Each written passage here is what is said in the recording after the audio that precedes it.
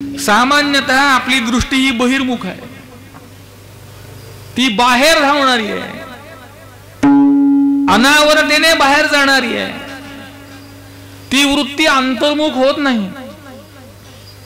मन आपल्या ताब्यात येत नाही. म्हणून तर जगद्गुरु तुकोबराय मनाला सर्व कार्यांचं साधारण कारण मानतात. असाधारण कारण कसं आहे, त्या त्या कार्याचं वेगवेगळं जे कारण आहे ते असाधारण आहे, आणि सर्व कार्याला लागणारं जे कारण आहे ते साधारण कारण आहे. म्हणून मनाला जगद्गुरु तुकोबरायांनी साधारण कारणता दिली. मन करा रे प्रसन्न, मन करा रे प्रसन्न,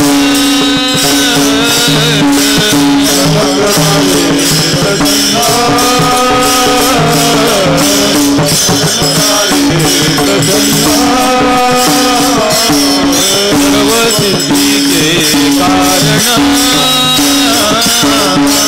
सर्व सिद्धीचे कारण,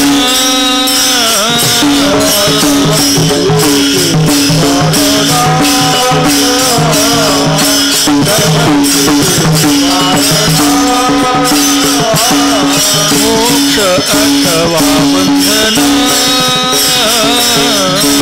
मोक्ष अथवा बंधन,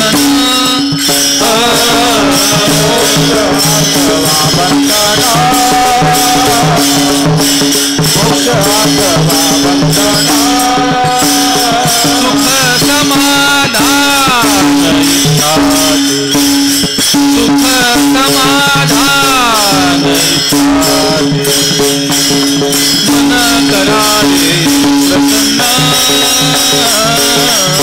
मन करा रे प्रसन्न,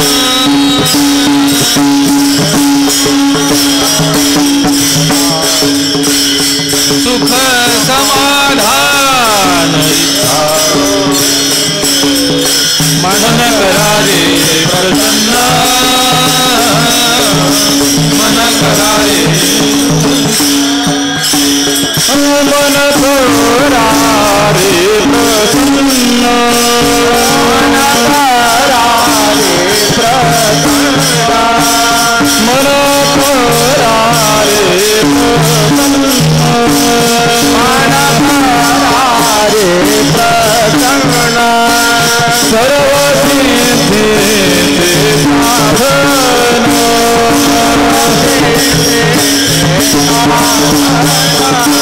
मोक्ष अथवा बंधन, मोक्ष अथवा बंधन, सुख समाधान इच्छाते, सुख समाधान इच्छाते, सुख समाधान इच्छाते, सुख समाधान इच्छाते,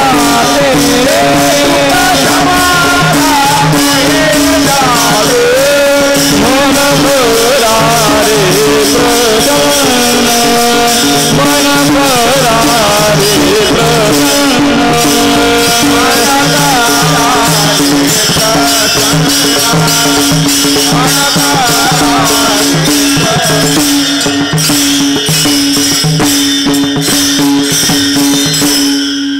म्हणून मनाची प्रसन्नता, मनाची साधारण कारणता जर लक्षात घेतली तर परतोनी या शब्दाचा अर्थ आहे बहिर्मुख असणारी वृत्ती अंतर्मुख करायची, उलट न्यायची.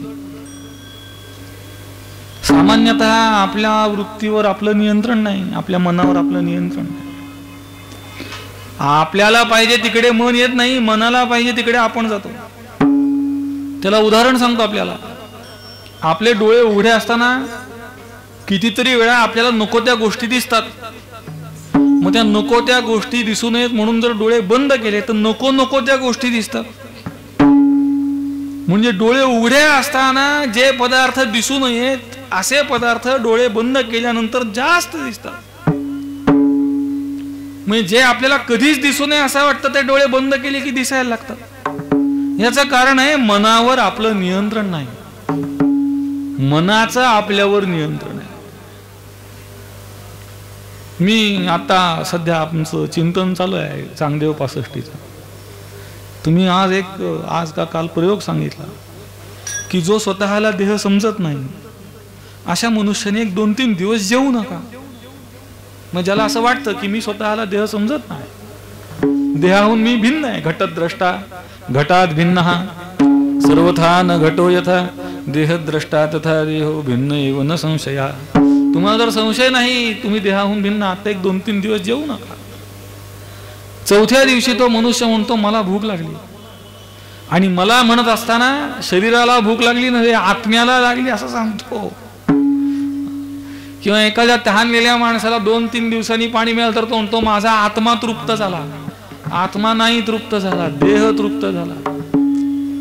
म्हणजे मनासमोर आपलं सामर्थ्य चालत नाही, देहाविषयी आपली आत्मत्व बुद्धी आहे आणि आपली वृत्ती बहिर्मुख आहे. पहाव्यात त्या सगळ्या गोष्टी विरुद्धच आहेत. ज्याप्रमाणे गाडीच्या समोर लावलेला दिवा गाडीच्या आत उजेड टाकू शकत नाही, तो समोर उजेड टाकतो कारण त्याची निर्मितीच बहिर्मुख झाली, तशी आपली वृत्तीच बहिर्मुख आहे. फक्त त्याच्यात आणि आपल्यात फरक आहे की गाडीच्या दिव्याचा गाडीच्या आतमध्ये कधीही उजेड पडू शकत नाही. बहिर्मुख असणारी वृत्ती प्रयत्नाने अंतर्मुख करता येते. बहिर्मुख असलेली वृत्ती अंतर्मुख होणारच नाही असं नाही, पण त्यासाठी प्रयत्न लागतो. आणि तो प्रयत्न कसा लागतो? श्री गुरूंच्या शास्त्राच्या द्वारा उपदेश केल्याप्रमाणे आपली वृत्ती स्थिर केली पाहिजे आणि अंतर्मुख केली पाहिजे. माऊलींनी सांगितलेलं आहे की जर मी वृत्ती अशी अंतर्मुख केली तर. आता पहिला प्रश्न हा आहे, मागणं कुणाकडे? मागणं कुणाकडे? हे पहा, कीर्तन म्हणजे काही भाषण नाही, कीर्तन हा संवाद आहे. मी जो प्रश्न विचारला तो उत्तर दिलं पाहिजे. म्हणून मी दोघं आणलेत बरोबर. कोणी नाही दिलं तर त्यांनी तरी दिलं पाहिजे. मागणं कुणाकडे आहे? देवाकडे आहे. माता अंतर्मुख होण्यासाठी परतोनी पाहसी असं म्हटलं का नाही? म्हणजे कुणी पाहिलं पाहिजे? देवानी.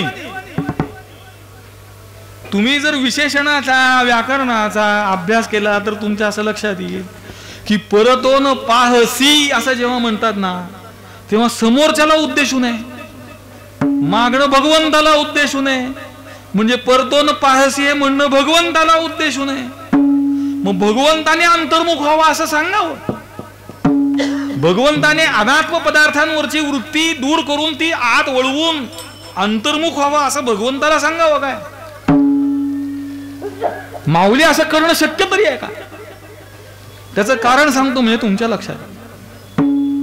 देव 2 प्रकारचा आहे. मगाशी मी सुरुवातीला पहिलं वाक्य जे सांगितलं ते लक्षात घ्या. हा अभंगच मुळामध्ये विषयगत प्रत्यक्ष आणि ज्ञानगत प्रत्यक्ष याच्या मधला आहे. म्हणजे देवामधल्या 2 प्रकारातला एक प्रकार जो देव आपल्या समोर आहे आणि देवामधला दुसरा प्रकार जो आपल्या आत आहे. ज्ञानदेव म्हणे भजा आत्मदेवा. आत्मदेवाला भजा. आत्मदेव म्हणजे आत्मरूपाने राहणारा देव, कूटस्थ रूपाने राहणारा देव. फार विस्तार करत नाही, थोडक्यात सांगतो. आकाशाच्या खाली जमिनीवर एक आरसा ठेवला उलटा, आणि त्या आरशामध्ये आकाशाचं प्रतिबिंब पडलं. तर आकाशाच्या जेवढ्या भागाचं प्रतिबिंब त्या आरशात पडलं त्या प्रतिबिंबाच्या सापेक्ष आरशाच्या सापेक्ष आकाशाचा एक भाग मानला. तो मानलेला भाग म्हणजे कूटस्थ आहे. आणि ज्याचा आरशात प्रतिबिंब पडलेलं नाही पण जे आकाशच आहे आणि ज्याचं प्रतिबिंब पडलेलं आहे त्या आकाशाशी ते एकरूप आहे, त्याचं नाव ब्रह्मचैतन्य. म्हणजे कूटस्थ रूपाने राहतं ब्रह्मचैतन्यच. म्हणजे कूटस्थच ब्रह्मचैतन्य आहे. काका तोच मामा, मामा तोच काका असा आहे. पण भानगड अशी की ज्या दोघांचा काका मामा म्हणून वाद चालला त्यांना माहित नाही की काका तोच मामा आहे, मामा तोच काका आहे. तसं कूटस्थच ब्रह्म आहे, ब्रह्मच कूटस्थ आहे, पण वाद करणाऱ्याला ते माहित नाहीये. म्हणून आता काय झालं, माझ्या आत देव आहे हे कळालं. कसं कळालं? शास्त्राच्या उपदेशाने कळालं, श्री गुरूंच्या उपदेशाने कळालं. आणि म्हणून त्याला प्राप्त करण्यासाठी जर तू वृत्ती आत नेलीस परतोनी पाहसी, पहिली अडचण येते, न बोलसी आम्हासी, तू आमच्याशी बोलतच नाहीस. कोण? आत्मदेव. जो देव आत्मरूपाने आपल्या आत राहतो तो बोलत नाही. तो बोलत नाही याचं कारण मौनाची या मिठिया वाणी जे हे त्याचं स्वरूप आहे. शब्द थांबला तर तो अभिव्यक्त होतो, आणि शब्दाला तिथपर्यंत न्यायचा हट्ट केला तर तो सापडत नाही, बाकी सगळे सापडतात. सगळ्यात श्रेष्ठ शब्द जर कोणी असेल तर श्रुती आहे, आणि त्या श्रुतीच्याही ताब्यात तो सापडला नाही, आपल्या ताब्यात येईल काय? देवाला मोजण्याचं माप भक्तीची या मापे मोजितो अनंता. भगवंताला मोजण्याचं एकमेव माप भक्ती आहे, दुसऱ्या मापात तो सापडत नाही. आणि शब्दाच्या मापामध्ये जर आपण त्याला मोजायला गेलो तर सापडेल काय? सापडणार नाही. म्हणून परतोनी पाहसी न बोलसी आम्हासी, तू आमच्याशी बोलत नाहीस म्हणजे आमच्या शब्दाला विषय होत नाही. आपल्या विचारसागराच्या मंगलाचरणामध्ये दादांनी एक ओवी लिहिली, त्याचा अर्धा भाग असा आहे, बुद्धी जाणे आणि न जाणे ही त्यास, तो अपार शुद्ध परमात्मा मीची असे. बुद्धी जाणे आणि न जाणे या दोन्ही अंशाचा विचार करायचा झाला तर आत्मत्वाने जाणे, विषयत्वाने न जाणे. विषयत्वाने न जाणे नाम शब्दाला विषय न होणे. शब्दाला काय? कोणत्याही प्रकारच्या इंद्रियाला विषय न होणे, कोणत्याही प्रमाणाला विषय न होणे, किंबहुना त्याच्याही पुढे जाऊन, हे बघा अवघड बोलतो अशी तक्रार करू नका, कारण मुळात अभंगच कठीण आहे. त्याच्याही पुढे जाऊन ज्याच्या ठिकाणी अभाव प्रतियोगित्व सापेक्ष प्रतियोगितेचाही त्रैकालिक अत्यंताभाव आहे, अशा चैतन्याच्या ठिकाणी कोणतं प्रमाण, कोणता शब्द, कोणता इंद्रिय जाऊ शकेल का? जाऊ शकत नाही.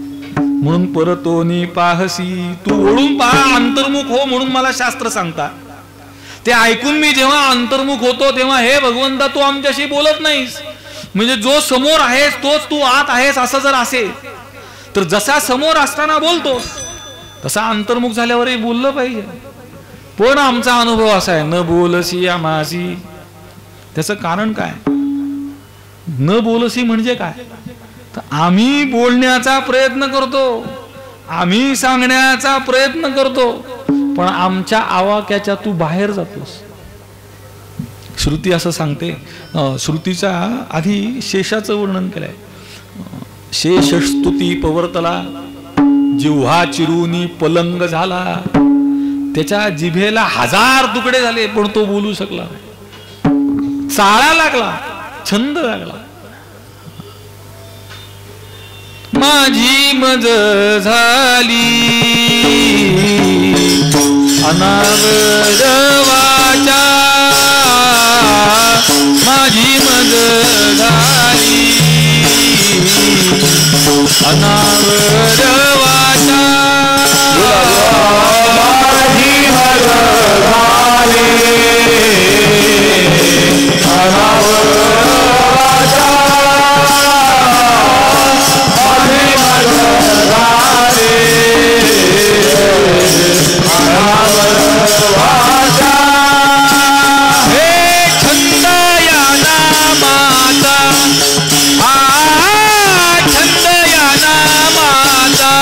घेतलाचे माझी मज झाली अनावर वाचा, माझी मज झाली अनावर वाचा.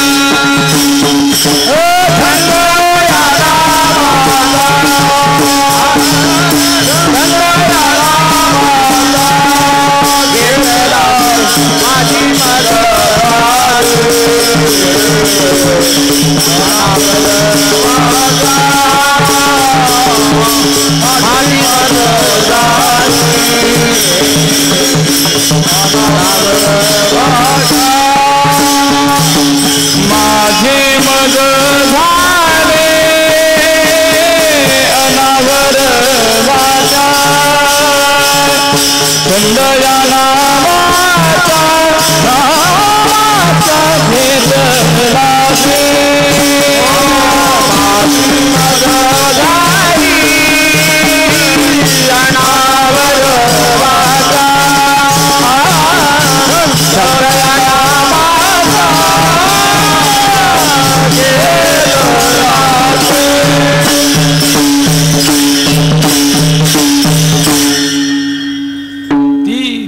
अनावर झाली, वाचा अनावर झाली, जिला तिचं वर्णन करता येत नाही.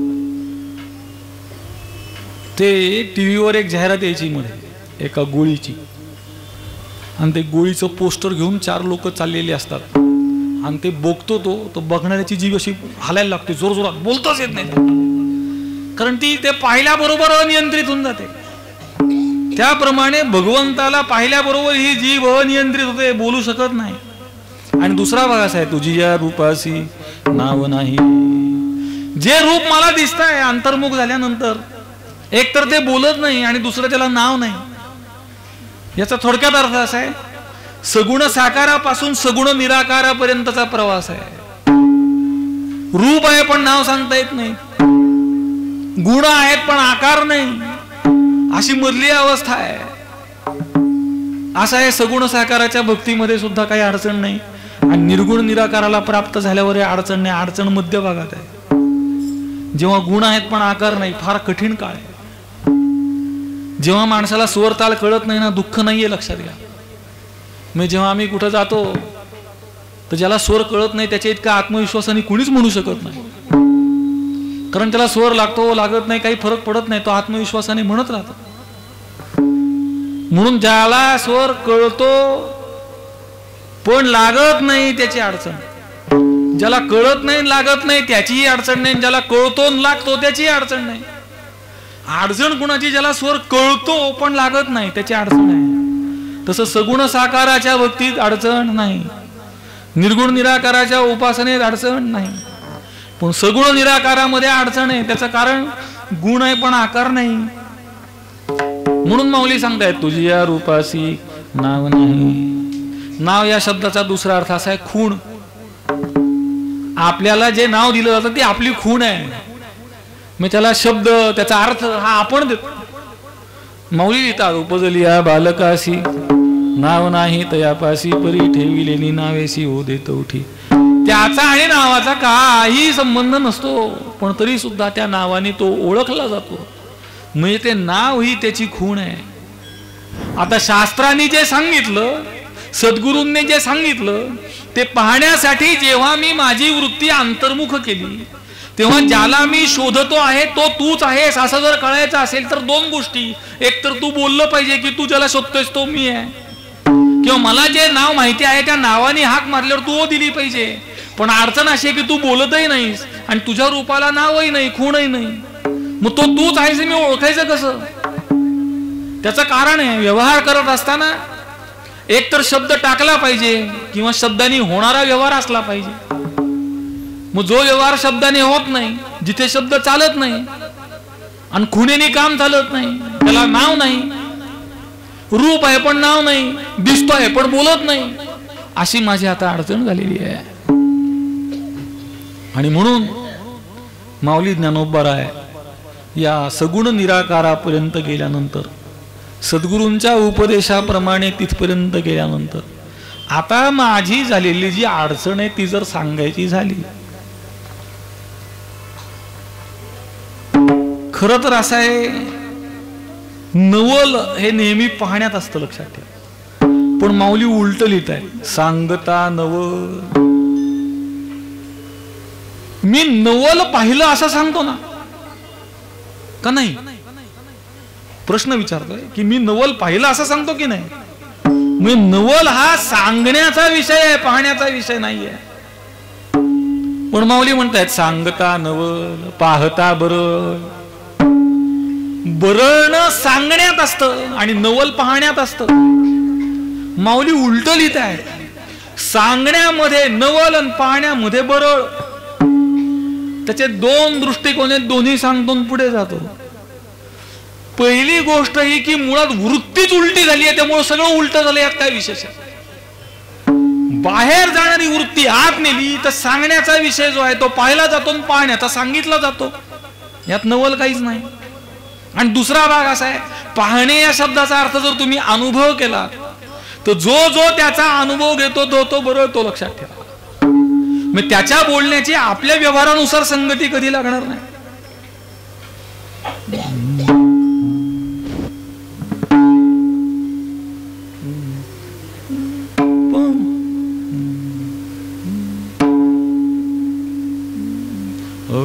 पाय रवू झाला संचारू नवल पाय रवू झाला संचारू नवल पाय रवू झाला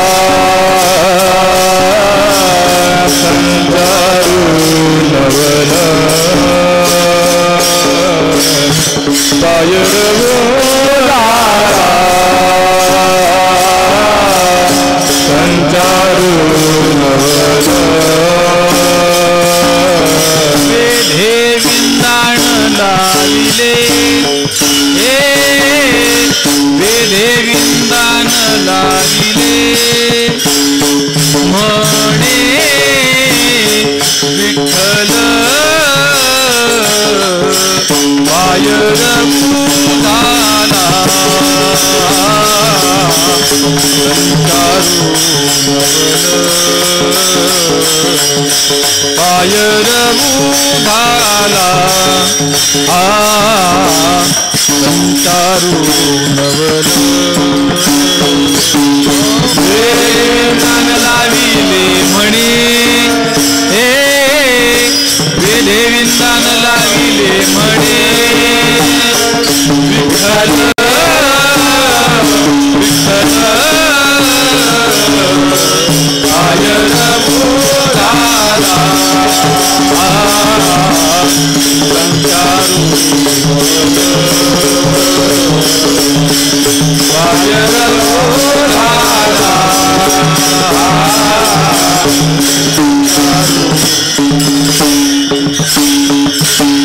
पाय रवू झाला संचारू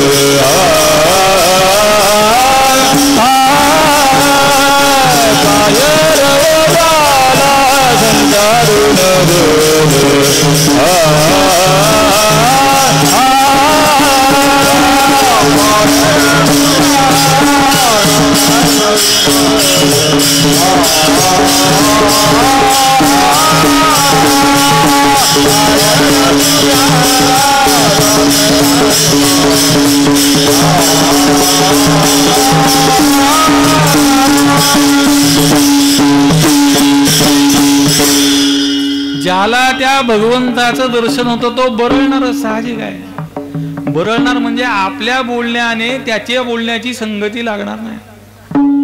ती गवळण गेली बाजारात, गोविंद घ्या कुणी दामोदरू घ्या गे, तव तव बोलती किंवा हासती मथुरेच्या गे, कारण तिच्या बोलण्याची संगती लागणार नाही. ती भगवंताला आत्मरूपाने प्राप्त झाली, तिने भगवंताला यथार्थत्वाने ओळखलंय.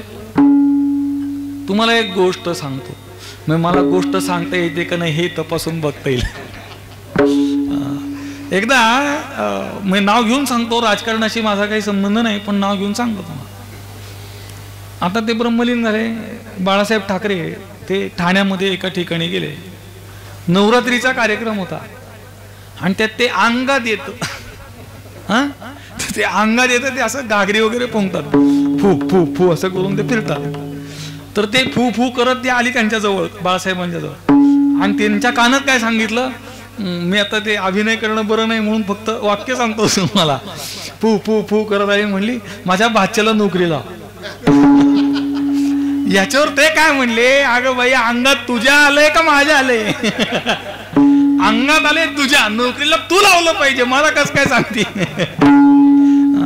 मग हा संचार कसा आहे? हा खोटा संचार आहे, बनवाबनवी. जेव्हा खरा संचार होतो ना तेव्हा पायरवू झाला संचारू नवल.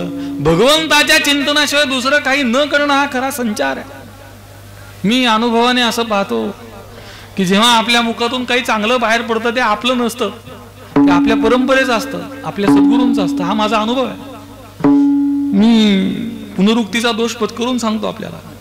मला गुरुवर्य महाराजांची अशी आज्ञा आहे की कधी चिंतन केल्याशिवाय कीर्तन करायचं नाही. म्हणून मी कीर्तनापूर्वी तासभर, 2 तास, 4 तास, 1 दिवस जेवढं शक्य होईल तेवढं चिंतनाचा प्रयत्न करतो. आणि माझा अनुभव असा आहे की मी जेवढं चिंतन करतो त्यातला एकही शब्द बोलत नाही. मी जे बोलतो ते अभंगाला सोडून बोलतो, वाह्यात बोलतो असं नाही, पण जे मांडायचं म्हणून ठरवतो ते बोललं जात नाही. याचाच अर्थ असा आहे जे आपण बोलतो ते आपलं नाही आहे, आपल्या परंपरेचं आहे, आपल्या सद्गुरूंचं आहे. याला मी संचार मानतो. म्हणजे आपल्या भूमिकेतून, आपल्या देहातून आपली परंपरा बोलते, त्याशिवाय हे बोलणं शक्य नाही, असा विषय आहे. म्हणून मी बोलायला गेले, पाहायला गेले तर पाहता बरळ. पाहणे या शब्दाचा अनुभव केला तर बरळ ही व्युत्पत्ती बरोबर आहे. आणि पाहणे म्हणजे दृष्टीचा विषय, असा विषय केला तर उलट आहे. पण उलट केलं तर मुळात वृत्तीच उलटी झाली तर विषय उलट झाली तर काय बिघडलं? किंबहुना काही वेळा भ्रमाची स्थिती जेव्हा निर्माण होते, भगवंत लिहितात ते तुरंबावे ते मुखीची घाली. ते फुल देव आला तो भक्त वाहतो तर नियमाने फुलाचा वास घेतला पाहिजे. पण देवाचं भक्ताविषयीचं जे प्रेम, त्याचा परिणाम हा तो वास घेण्याची तोंडात घालतो, खातो. मग एकदा वृत्ती उलटी झाली तर विषय उलटे झाल्यावर काही बिघडत नाही. म्हणून माऊली असं सांगतायत, सांगता नवल. मी जे अनुभवलं ते जर तुम्हाला सांगायचं झालं तर सगळं नवल आहे, सांगता येत नाही, नवीन आहे. आतापर्यंत त्याचा कधी अनुभव झालेला नाही, अनुभव आलेला नाही. कारण आतापर्यंत माझी वृत्ती विषयाकडे जाणारी होती, विषयाला जाणणारी होती. अयम घटः, आणि त्याच्या पुढे जाऊन अहम घटम जानामि, मी हे जाणतो. आमच्या पुण्यामध्ये शिवाजीनगरच्या रस्त्याला एक पूल आहे, त्याचं नाव आहे नवा पूल. त्याला झाली 125 वर्ष, पण नाव नवा पूल. तर आम्ही शाळेतून येताना तिथे ते ज्योतिष सांगणारे बसायचे. आणि ज्योतिष सांगताना ते काय करायचे, एक पोपट असायचा पिंजऱ्यात आणि हातात पत्ते असायचे. मी कधी त्याला हात दाखवला, मी कुणालाच हात दाखव तसा दाखवलाय असा दाखवला नाही, असा दाखवलाय. पण कारण काय, ते काय उपयोग नाही. प्रारब्ध टळणार नाही तर उगीच जाणून तरी काय करायचं? खरं का असे ना, कशाला जाणायचं? तुम्हाला मुक्त व्हायचं असेल ना, कधी ज्योतिषाच्या फंदात पडू नका. प्रारब्ध भोगान मुक्त व्हा. आणि जर तुम्हाला प्रारब्ध टाळायचं असेल, परत जन्म घ्यायचा असेल तर दाखवा, काय आपली तक्रार नाही. तात्पर्याचा पुढे विषय. तर त्याकडे माणूस आला की तो बसतो, समोर बसला की तो त्यातला एक पत्ता काढून देतो, तो बघतो तुमचं भविष्य सांगतो. आणि भविष्य 100% लोकांना पटतं. कारण त्यातली पहिली ओळ असते, तुम्ही फार कष्टाळू आहात. कोण नाही म्हणतो, सगळे म्हणतात बरोबर आहे. दुसरं सांगतो, तुमचा स्वभाव फार भोळा आहे. अजून पटलं. तुम्ही फार लवकर विश्वास ठेवता, अगदी खरं. तुमच्या कष्टाची कुणाला जाणीव नाही, अगदी खरं. तुम्ही एवढं करता पण तरीही दुःखी आहात, फार आनंद होतो त्याला, खरं तूच ओळखलं. आता याच्या पुढचं जे मी सांगतो ते करून पहा. जो म्हणतो ना मी फार दुःखी आहे, त्याला म्हणा तू मूर्ख आहेस. त्याला ते आवडणार नाही. म्हणजे तुमच्या जबाबदारीवर म्हणून बघा. कारण काही घडलं तर माझ्यापर्यंत येऊ नका. पण त्याला ते आवडणार नाही. याचं कारण असं आहे, चैतन्याचं आनंद हे स्वरूप झाकलेलं आहे, आवृत आहे. चैतन्याच्या आनंदाची अभिव्यक्ती निद्रावस्थेमध्ये रोज आहे. त्याला नित्य प्रलय म्हणतात. नित्य प्रलयामध्ये सर्व वृत्ती अज्ञानामध्ये लीन आहेत. आणि ब्रह्मानंदाचीच अभिव्यक्ती आहे. साजची पुढती वीरा थाप, जरी न येता स्वप्न जागरा, तरी ब्रह्मभाव साचोकारा म्हणून येता. ब्रह्मभाव आहे, पण कधी जर जागा झाला नाही किंवा स्वप्नात गेला नाही तर. आता अनेक लोक झोपेत मरतात, पण तुम्ही लक्षात घ्या, ते झोपेत मरत नाहीत, ते स्वप्नात मरतात. त्यांना स्वप्न पडतं, स्वप्नामध्ये ते मरतात. आपल्याला त्याला स्वप्न पडलं तो मेला हे कळत नाही, एवढंच आहे. त्याचं कारण सांगतो तुम्हाला. आपण स्वप्नाला मिथ्या म्हणतो, स्वप्नाला प्रातिभासिक सत्ता देतो. जागृतीत आल्यानंतर स्वप्नामध्ये कोणीही स्वप्नाला प्रातिभासिक सत्ता देत नाही. स्वप्नाला तेवढीच सत्यता देतो जेवढी जागृतीमध्ये जागृतावस्थेमधल्या पदार्थांना देतो. तुम्हाला उदाहरण सांगतो. अनेक लोकांना झोपताना उशाशी तांब्याभर पाणी ठेवायची सवय असते. कारण काय, रात्री जर तहान लागली तर प्यावं. याला स्वप्न पडतं, स्वप्नामध्ये दुष्काळ पडतो. दुष्काळात पुन्हा तो वाळवंटात असतो आणि त्याला लागते तहान. इतकी तहान की आता पुढच्या क्षणी जर पाणी मिळालं नाही तर आपण मरणार. उशाशी पाण्याने भरलेला तांब्या आहे, पण तरी तो मरू शकतो, लक्षात ठेवा. त्याचं कारण त्या दुष्काळाविषयी त्याची सत्यत्व भ्रांती पक्की आहे. जर त्याच्या नशिबाने तो जागा झाला तर त्याला कळेल आपल्याला दुष्काळाचं पडलेलं स्वप्न होतं, आपण सुकाळात आहोत, सध्या पावसाळा सुरू आहे आणि आपल्या उशाशी पाण्याने भरलेला तांब्या आहे. म्हणजे जागृतीमधलं पाणी स्वप्नामध्ये कामाला येत नाही आणि स्वप्नातला पदार्थ जागृतीत कामाला येत नाही.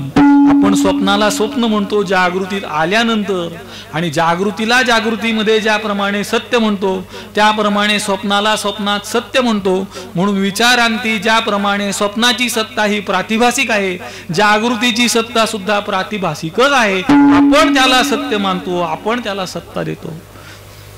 आपण माझं माझं म्हणतो. मुक्त होता परिबळे झाला बुद्ध, घेऊन या छंद माझे माझे. पुष्कळ विस्तार करण्यासारखा आहे, पण वेळेची मर्यादा आहे. मी अनेक वेळा सांगतो की मी समजा 3 तास कीर्तन केलं, 4 तास केलं तर बिघडत काही नाही. उलट त्याचा मला फायदा असा आहे की मला परत बोलवत नाही. आणि मला जर कीर्तनाला बोलवलं नाही तर फार आनंद होतो. त्याचं पहिलं कारण असं, सध्या सगळीकडे श्रोते जे आहेत ते 75च्या वरचे फुकट आणि 50% तिकीट माफ एवढेच श्रोते. किंवा गुरुवर्य महाराजांच्या भाषेत थोडं परखड सांगायचं झालं तर ज्यांचे नवरे मेले अशा बायका आणि ज्यांच्या बायका मेल्या असे नवरे, हे आमचं गिऱ्हाईक. मग त्या कीर्तनाला करायचं काय? उलट असं आहे, तुम्हाला सांगतो, आता आम्ही चिंतन करतो ना आश्रमात, तर एखाद्या उच्चार न येणाऱ्या विद्यार्थ्याचा उच्चार शुद्ध झाला ना की अगदी ब्रह्मानंद होतो. तुम्हाला सांगतो खरोखरी. म्हणजे एखादा माणूस घडणं याला जे आनंद आहे ना, तुम्ही घडवून बघा मग कळेल तुम्हाला. म्हणजे मी घडवलं असं म्हणत नाही, पण मी प्रामाणिक प्रयत्न करतो आहे आणि त्यातला आनंद ह्याच्यापेक्षा कितीतरी मोठा आहे. भजनात आनंद नाही, कीर्तनात आनंद नाही असं नव्हे, पण तुलना जर केली ना तर आपल्यासारखा माणूस तयार करण्याची इतका काय आनंद आहे. गुरुवर्य महाराज सांगतात असं आहे, तुम्हाला मनुष्य जन्माला आल्याचं सार्थक करायचं असेल आणि तुम्ही स्वतःला जर चांगले पारमार्थिक सात्विक समजत असाल तर मरण्यापूर्वी तुमच्यासारखा कमीत कमी एक माणूस तयार करणं हीच तुमच्या जीवनाची सार्थकता आहे. पण घडतं असं की लोक स्वतःसारखा घडवायचा प्रयत्न करत नाहीत. कीर्तनकार आपल्या मुलाला सांगतो, मागायचे असेल भीक तर कीर्तन करायला शिक.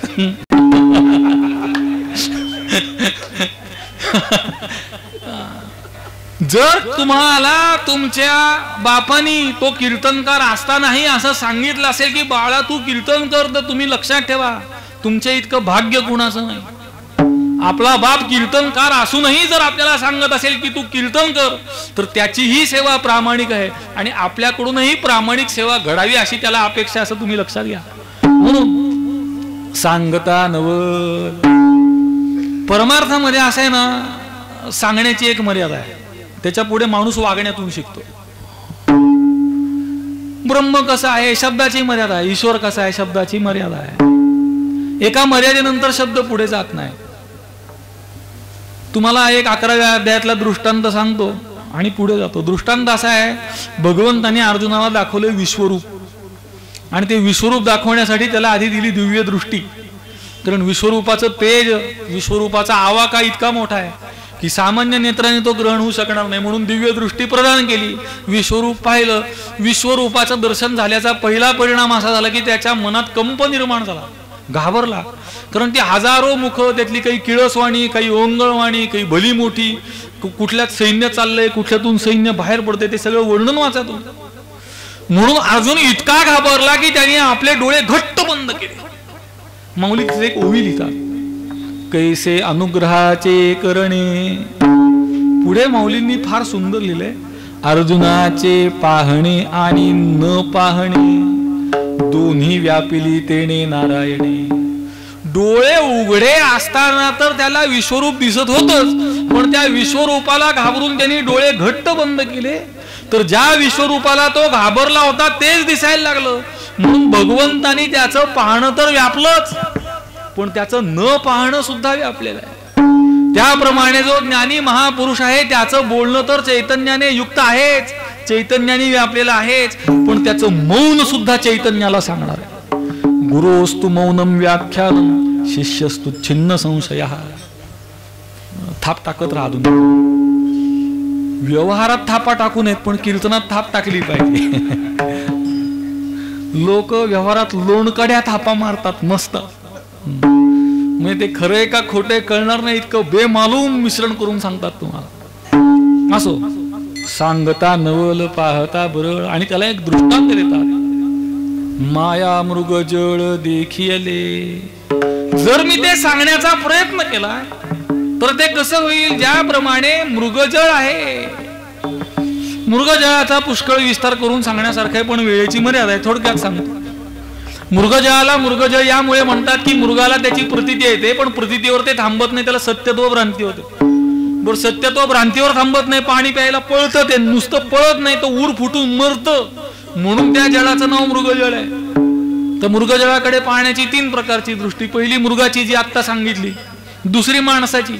मी नेहमी असा प्रश्न विचारतो की तुम्हाला फार तहान लागलेली आहे, पाण्याची कुठे उपलब्धी नाहीये, आता पाणी प्यायल्यानंतर आपण मरणार आहोत, असं जरी असेल तरी मृगजळाकडे तांबा घेऊन कोणी जातो काय?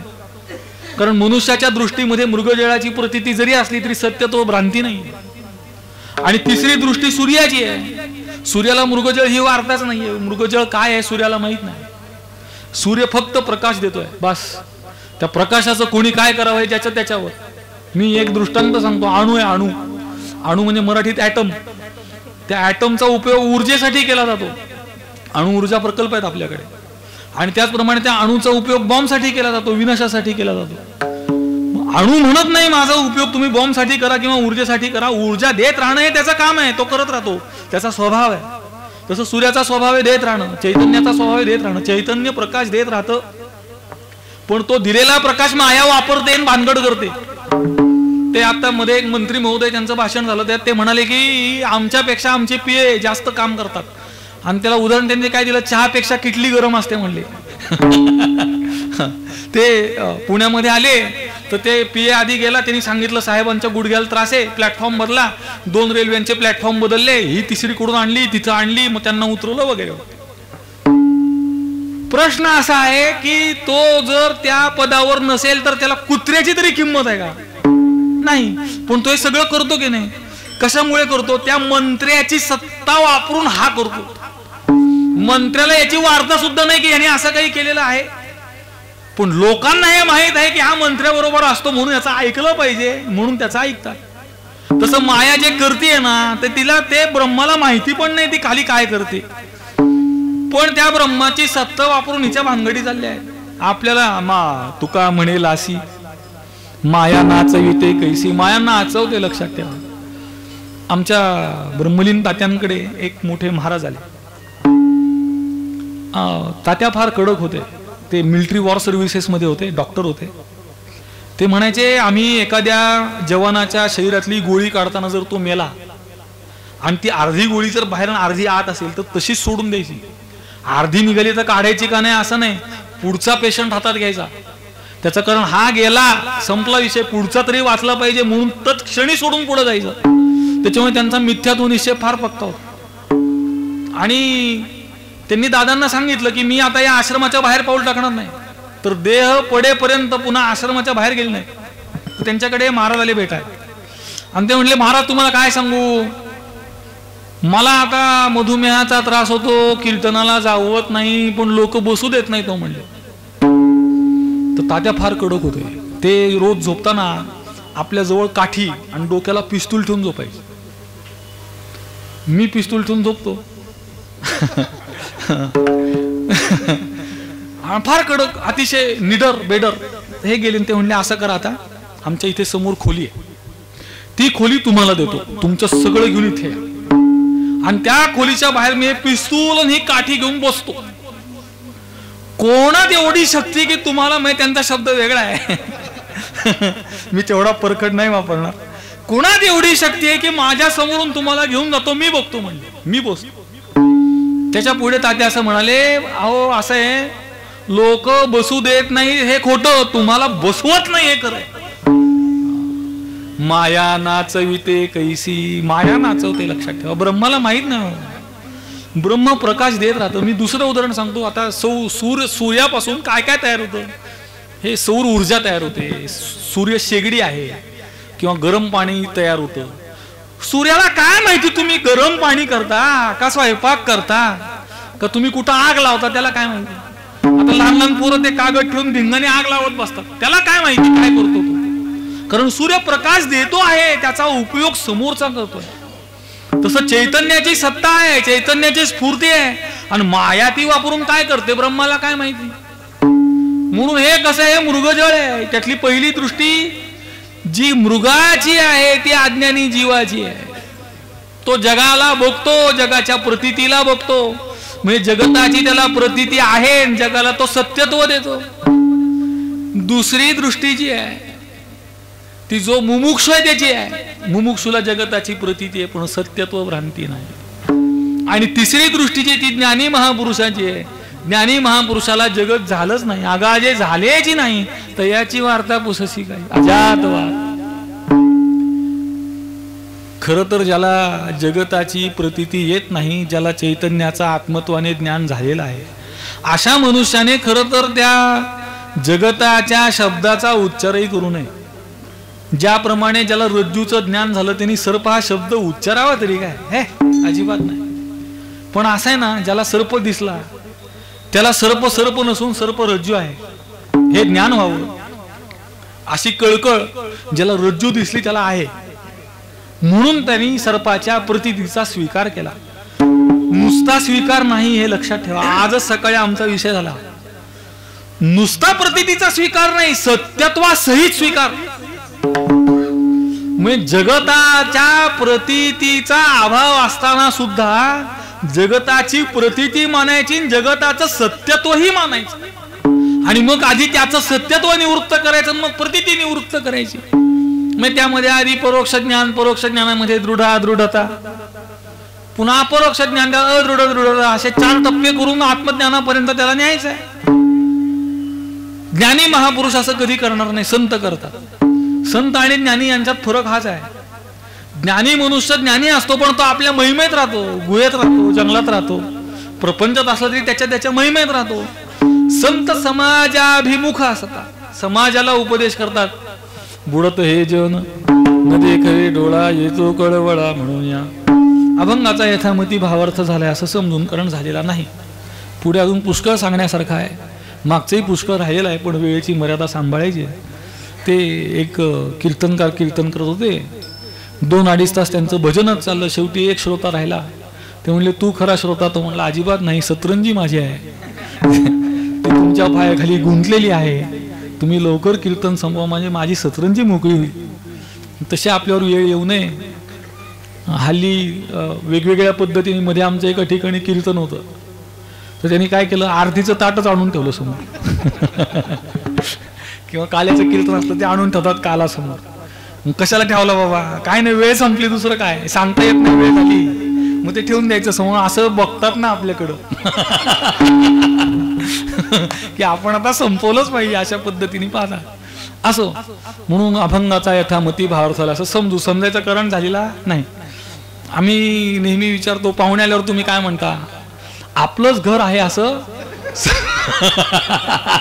समजा, म्हणजे तुझं नाही, तुला इथून तासाभरात निघायचं आहे, गाशा गुंडाळायचा आहे हे लक्षात ठेवून बस. तसं अभंगाचा भावार्थ झालेला नाही, पण झाला असं समजून संप्रदायपूर्वक भजन करू. आणि उर्वरित काळामध्ये थोडा शेवटच्या चरणाचा यथामती यथाकाल विचार आणि एक शंका समाधानाचा विभाग आहे तेवढा पाहून आपली सेवा पूर्ण करू. ज्यांना देवाने चांगलं तोंड हात वगैरे दिलंय त्यांनी भजनामध्ये सक्रिय सहभागी व्हा. ज्यांना ते दिलेलं नसेल त्यांच्याविषयी कुठलीही तक्रार नाही. विठो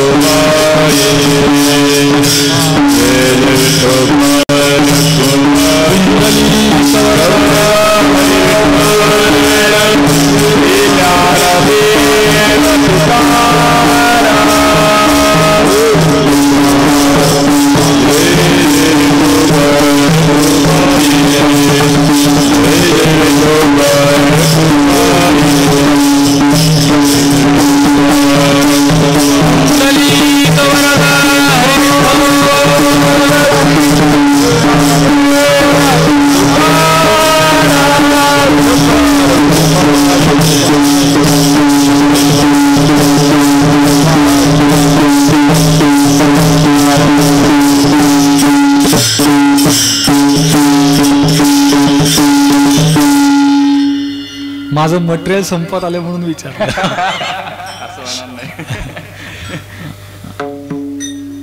माऊली ज्ञानोबा या अभंगामध्ये ज्याप्रमाणे आत्मरूपाकडे जाण्याचा मार्ग सांगतात, आत्मरूपाने अभिव्यक्त झालेल्या परमेश्वराची प्रार्थना करताय.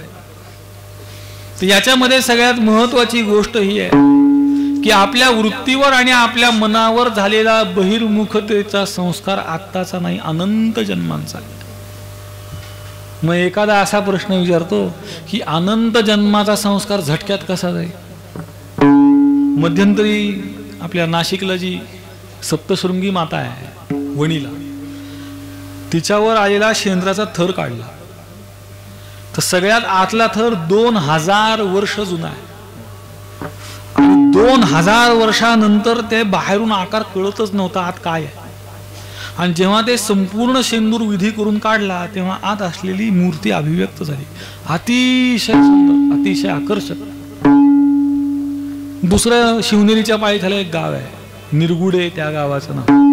तिथे एक मंदिर आहे मारुतीचं. म्हणजे ते लोक मारुतीचं समजत होते आणि त्याला भरपूर शेंदूर वगैरे घालायचे. मग ते त्यांनी विधी करून तो सगळा शेंदूर काढला. शेंदूर काढला, ते शेंद्रात 2 मूर्ती निघाली. एक देवता नसून आत 2 होत्या. 2 देवता असून सुद्धा एक देवता म्हणून पूजा केली जायची. जेव्हा तो शेंदूर निघाला तेव्हा आतली मूर्ती अभिव्यक्त झाली. तसं आत्मरूप आहे, त्याच्यावर मी देह आहे, मी देह आहे, मी देह आहे, मी देह आहे अशी पुट चालत गेली. मागे रिव्हर्स आणि मागे येऊन भेटी नाम सगुण निराकार रूपात ये आणि मला निर्गुण निराकारापर्यंत घेऊन जा म्हणून परतून या भेटी. आणि एकदा भेट झाल्यानंतर दीक्षेम. मग मला भेटल्यावर तू मला पुन्हा सोडू नको. तुम्हाला 2 गोष्टी सांगतो. तुमची कधी दृष्टीहीन मनुष्याशी संगती झाली का नाही मला माहित नाही. दृष्टीहीनता 2 प्रकारची. म्हणजे समोर असून दिसत नाही अशी दृष्टीहीनता असलेले फार आहेत. पण ज्यांना दिसतच नाही अशी जी लोक आहेत त्यांच्या कधी संगतीत राहा. फार बारीक बारीक गोष्टी आहेत ज्या आपल्याला जाणून देतात. पहिली गोष्ट, त्यांना स्पर्शाचं ज्ञान फार जास्त असतं, फार जास्त. मग आपण नोटेवरचा आकडा असा हाताने ओळखू शकत नाही, ते ओळखतात. त्यांच्या हाताला बरोबर ते स्पर्शाचं ज्ञान होतं. आणि दुसरी त्याची महती अशी आहे, जर तुम्ही कधी एखाद्या अंध व्यक्तीला रस्ता ओलांडून नेण्याकरता मदत करायला गेलात तर तो सांगतो तू माझा हात धरायचा नाही, मी तुझा धरणार. आपला हात कधी तो दुसऱ्याच्या हातात देत नाही. व्यवहारात हे बरोबर आहे, पण परमार्थामध्ये जर तुम्हाला पलीकडे जायचं असेल तर गुरुचा हात धरणं हा त्याच्यावर उपाय नाही. आपला हात गुरुच्या हातात देणं हा उपाय. गुरु जसे नेतील, जिथे नेतील, जेव्हा नेतील, तिथं तेव्हा तसं गेलं पाहिजे. परमार्थामध्ये मी फार धाडसाने हे विधान करतो, गुरुला सर्वाधिक महत्व आहे. गुरु से बडा न कोय. कोय म्हणजे कोय, त्याच्यात कोणी घ्या तुम्ही. कबीर महाराज म्हणतात ना, गुरु गोविंद दोनो खडे लागू किसके पाव. पण ते म्हणतात मी गुरुला पहिला नमस्कार करतो. त्याचं कारण गुरु आहे म्हणून आम्ही देवाला ओळखतो. गुरुच नसते तर देवाला कोणी ओळखलं असतं. एक दृष्टांत आहे, गंमत आहे, ती सांगतो पुढे. गंमत म्हणजे गहन विषय, पण लोक घोळ कसा करतात त्याच्या करता. निळा म्हणे आम्ही नोळखोची देवा तुकयाचा धावा करीत असे. तिथे बऱ्याच लोकांनी या अभंगावर काही लिहिलं आहे. बहुतांश लोकांनी, म्हणजे ज्यांचं संप्रदायपूर्वक अध्ययन झालेलं नाही त्या सर्वांनी असा अर्थ लिहिला आहे की देवा मी तुला ओळखत नाही, आम्ही फक्त तुकाराम महाराजांना ओळखतो. म्हणजे त्या वंशाचा ज्यांना वारसा लाभला अशी लोक सुद्धा आधुनिक शिक्षणाने बिघडून असंच लिहितात. तर तसा अर्थ नाही त्याचा अर्थ असा आहे की तुझी माझी आत्ता असणारी अनोळख जर फिटायची असेल तर ती सद्गुरु शिवाय फिटणार नाही. तर तुझी माझी अनोळख जगद्गुरु तुकोबा रायांच्या द्वारा फिटू दे अशी त्याच्यात विनवणी आहे. मी तुला ओळखत नाही म्हणजे मला तुला ओळखण्याची इच्छा नाही असं नाही आहे, पण मला तुला ओळखायचंय माझ्या सद्गुरूंकडून. त्याचं कारण असं आहे, सद्गुरूची भेट न होता सगुण साक्षात्कार जरी झाला तरी शेवटी कुठेतरी सद्गुरु शरणागतीची आवश्यकता आहे. त्यापेक्षा भगवंताकडे जातानाच जर सद्गुरु शरणागती पूर्वक गेलो तर सगळ्यात सुलभ आहे, सोपं आहे. म्हणून माऊली सांगतायत मी माझी वृत्ती उफराटी केलेली आहे, मी तुझ्या रूपापर्यंत आलेलो आहे, तुला मला आत्मत्वाने संपादन करायचं आहे, मला जाणायचं आहे, मला तुझ्याशी एकरूप व्हायचं आहे. जाणायचं आहे म्हणजे तू जाणण्याचा विषय असं म्हणायचं नाही. अहो सामान्य ज्याला बाराखडी सुद्धा कळत नाही अशा माणसाला जर ही गोष्ट कळते तर माऊलींना माहीत नसेल काय? असं आहे, मी तुम्हाला सांगतो, माऊलींच्या वाङ्मयामध्ये जर तुम्ही एकदा बुडालात तर पुन्हा तुम्ही बाहेर निघू शकणार नाही, एवढं सामर्थ्य त्याच्यात. एक एक शब्द तेवढा सखोल. तुम्हाला एक गंमत सांगतो. मृगजल शब्द आहे, तर जल शब्दाची व्युत्पत्ती काय? तर जल शब्दाच्या व्युत्पत्तीमध्ये दोन प्रकार आहेत. एक म्हणजे ज्याच्या ठिकाणी भगवानाची राहण्याची जागा आहे ते जल, म्हणजे ली धातू आहे त्याच्यात. ली म्हणजे वसती स्थान, राहणे. आणि दुसरा त्याचा अर्थ होतो ज्याच्या पायापासून उत्पत्ती झाली, भगवंताच्या चरणापासून उत्पत्ती आहे पाण्याची, म्हणून ज्याच्या पायापासून उत्पत्ती झाली किंवा ज्याच्यात देव राहतो ते जळ. मग मृग जळ, यामध्ये मृगाला तुम्ही त्याची व्युत्पत्ती पहा, त्याच्यातच असं लिहिलं की मृगाला सत्यत्व भ्रांती आहे म्हणून त्याच्या नावाने ते जल ओळखलं जातं. मृगाला जर सत्यत्व भ्रांती नसती तर त्याला मृगजळ नाव पडलं नसतं. तसं मनुष्याला मृगजळाप्रमाणे माया कार्य असलेल्या जगताला तो सत्यत्व देतो आणि त्या सत्यत्वापायी सुखप्राप्तीसाठी ऊर फुटेपर्यंत पळतो. माणसं मी पाहिली, विषय जर प्राप्त झाला नाही तर इतकी दुःखी होतात, काय सांगायचं तुम्हाला. संन्यास घेतात, असेही पाहिले आम्ही.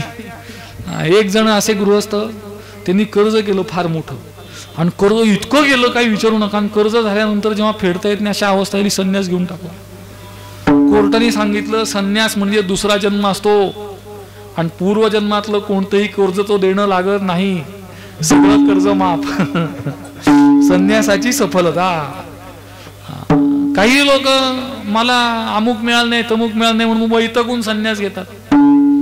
संन्यासाचा पहिला नियम असा आहे, जो ब्रह्मचर्य आश्रमातून संन्यास घेतो त्याने आपल्या मातेच्या परवानगीशिवाय संन्यास घेऊ नये, त्याचा संन्यास व्यर्थ आहे.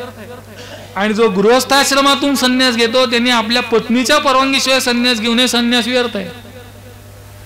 बायकोला वैतागूनच घेतात म्हणल्यावर कसला संन्यास आला? माऊली असं लिहितात बरं का, पुत्र वित्त कलत्र हे झाली आहे स्वतंत्र, माझे न म्हणे पात्र विषाचे जैसे. स्वतंत्र या शब्दाचा अर्थ, स्वतंत्र म्हणजे भारतामध्ये जसा स्वातंत्र्याचा विपरीत अर्थ करून स्वैराचार चाललेला आहे. लोकशाही म्हणजे सगळा मूर्खांचा बाजार आहे, लक्षात ठेवा. लोकशाहीमध्ये योग्य आणि अयोग्य याला किंमत नाही. लोकशाहीमध्ये फक्त एकच गोष्ट महत्वाची आहे, तुमच्याकडे मत किती, तुमची संख्या किती याला महत्व आहे. तत्व, नैतिकता वगैरे ते सगळं इतिहास जमा झालेला आहे. पानिपतातच विश्वास मेलेला आहे, त्यामुळे पुढे काही शिल्लक राहण्याचं कारण नाही.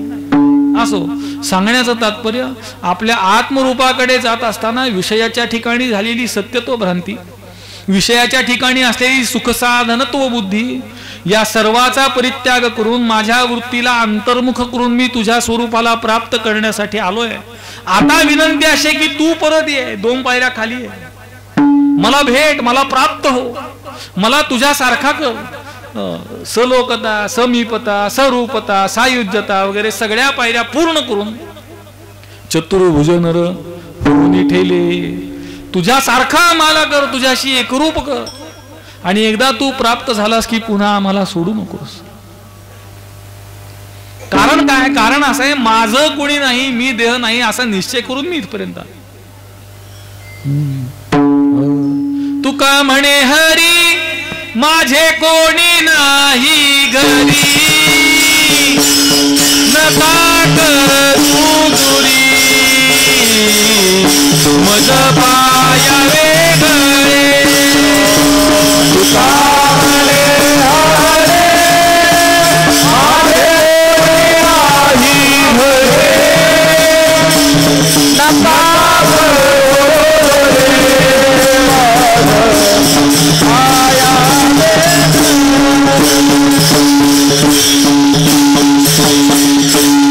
माझं कुणी नाही म्हणून तर भगवंताची प्राप्ती झाली, माझं कुणी नाही म्हणून तर मी इथपर्यंत आलो. पण आता हे भगवंता, आता मी मागचं सोडून आलो तू पण स्वीकारलं नाही तर अवघड परिस्थिती. ते हिंदीत म्हण एक, धोबी का कुत्ता ना घर का ना घाट का, कुठेच नाही. मी देह नाही म्हणून देह सोडला, हे विश्व माझं नाही, सत्य नाही, माझं काही नाही म्हणून सगळं सोडलं. वृत्ती अंतर्मुख केली. आता तू बोलत नाहीस, पाहत नाहीस, तुला नाव नाही, हाक मारता येत नाही, मला तू भेटत नाहीस. म्हणजे सगुण साकाराला सोडून इथपर्यंत आलो. आता निर्गुण निराकार भेटे ना, आणि सगुण साकाराचं स्वरूप कळे ना, आता तूच मागे ये निर्गुण निराकारापासून. असं आहे. निर्गुण निराकार म्हणणं सुद्धा न्यूनता आहे, इतका तो निर्गुण निराकार. तर त्यांनी निर्गुण असलेल्यानी सगुण निराकार होणं ही सुद्धा न्यूनता आहे. अहो, निर्गुण निराकार म्हणण्यात जर न्यूनता असेल तर त्याच्या खाली येण्यात न्यूनता आहे. पण असं आहे, देव भक्ता करता कुठेही येते, कितीही खाली येते. किंबहुना जर एखाद्या भक्ताला सद्गुरूंची भेट झाली नाही, माझ्या विठोबाचा कैसा प्रेम भाव, माझ्या विठोबाचा कैसा प्रेम भाव,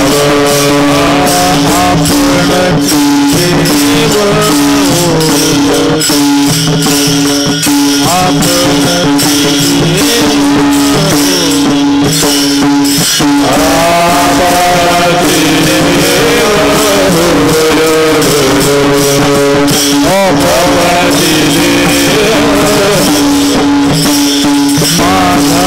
विठोबाचा कैसा प्रेम भाव, माझा विठोबाचा कैसा प्रेम भाव, माझा विठोबाचा कैसा प्रेम भाव, माझा विठोबाचा कैसा प्रेम भाव,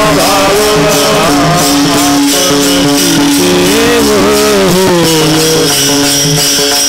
आपण देव, आपण देव होय गुरु, आपण देव होय गुरु. आणि यातला दुसरा भाव असा आहे, माऊली असं सांगताय, जर तुम्ही तुमची वृत्ती उफराटी केली तर तो निर्गुण निराकार असलेला तुम्हाला भेटेलही आणि क्षेम देईलही. म्हणून आपण सुद्धा त्या भगवंताच्या निर्गुण निराकार स्वरूपाला प्राप्त होण्यासाठी आपल्या बहिर्मुख वृत्तीला अंतर्मुख करून भगवंताला आत्मत्वाने प्राप्त करण्याचा प्रयत्न करू. आणि ती आत्मस्थिती सहजतेने जाणीवरहित वृत्तीज्ञानरहित अशा स्वरूपाची स्थिती आपल्याला याच जन्मामध्ये मरण्याच्या पूर्वी एक क्षण का होईना प्राप्त व्हावी, अशी भगवंताच्या संतांच्या चरणी प्रार्थना करून सेवेला विराम. ज्ञानेश्वर